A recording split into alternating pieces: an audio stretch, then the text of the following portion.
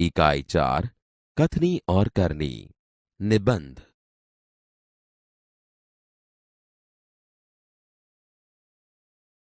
ईश्वर ने मनुष्य को अन्य प्राणियों से श्रेष्ठ बनाया है। कई गुणों से उसे संवारा है। इसका उसे अभिमान भी होता है।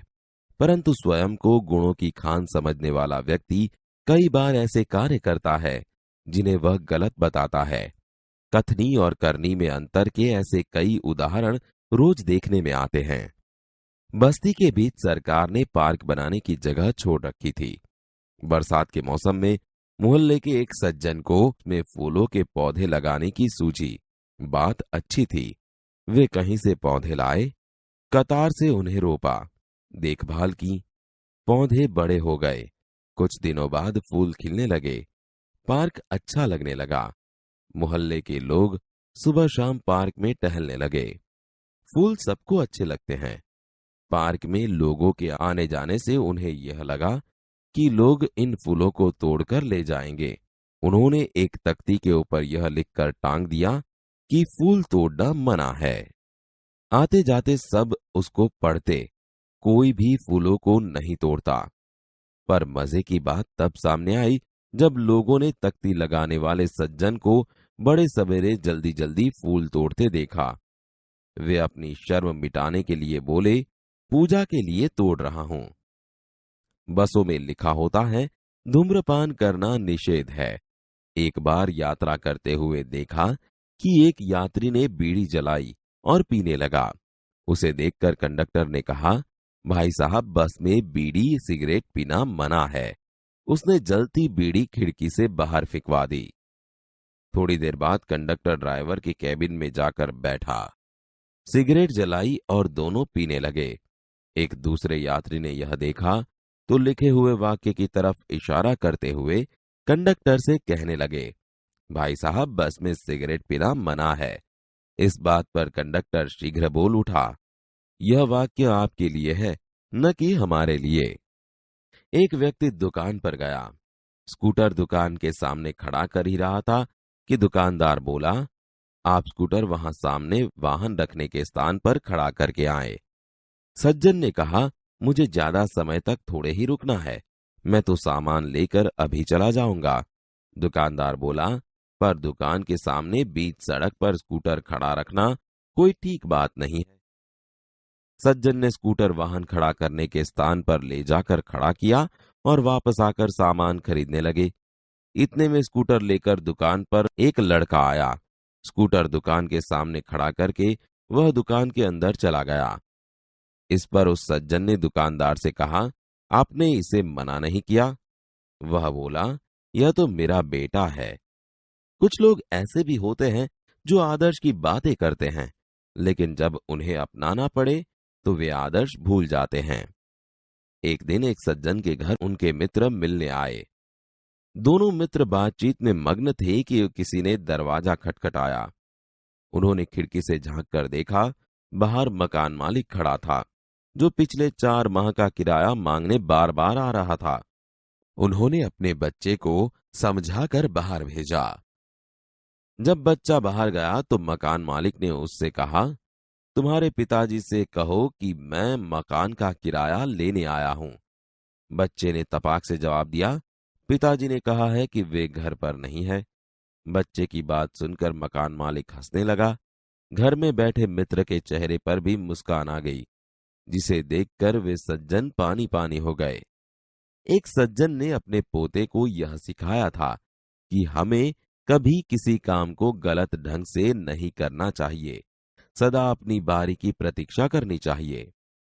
एक दिन की बात है, वे जल बिजली के बिल जमा कराने गए। साथ में उनका 8 वर्षीय पोता भी था। बिल जमा कराने वालों की लंबी कतार देखकर वे कोई उपाय सोचने लगे। उन्होंने खड़े हुए लोगों को ध्यान से देखा। आगे ही एक परिचित व्यक्ति खड़ा दिखाई दिया। वे तुरंत उसके पास गए और बोले, बेटा, ये बिल तुम घर पर ही भूल आए, लो इसको भी जमा करा दो। वह व्यक्ति कुछ बोले उससे पहले ही बिल व राशि उसके हाथ में थमा दी और एक तरफ जाकर खड़े हो गए। पोता बार बार कहने लगा, दादाजी लाइन में लगिए ना। उसकी बात सुनकर लोग हंसने लगे। कई लोग ऐसे होते हैं जो आदर्श की बातें तो करते हैं पर उन्हें अपनाते नहीं। इस प्रकार का आचरण अच्छा नहीं होता।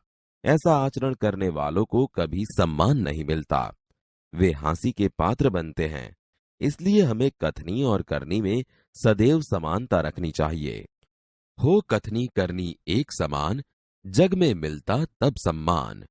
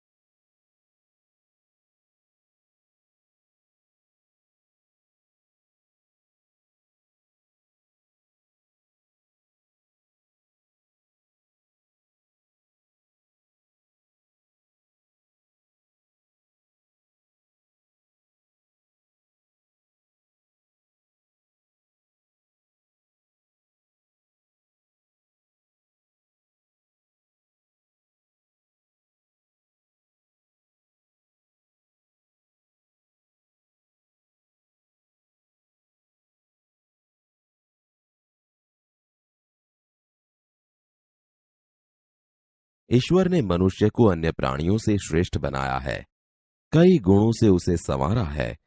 इसका उसे अभिमान भी होता है।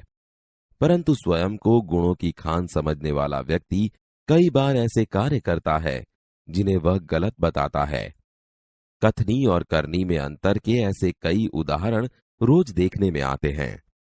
बस्ती के बीच सरकार ने पार्क बनाने की जगह छोड़ रखी थी। बरसात के मौसम में मोहल्ले के एक सज्जन ने उसमें फूलों के पौधे लगाने की सूझी। बात अच्छी थी।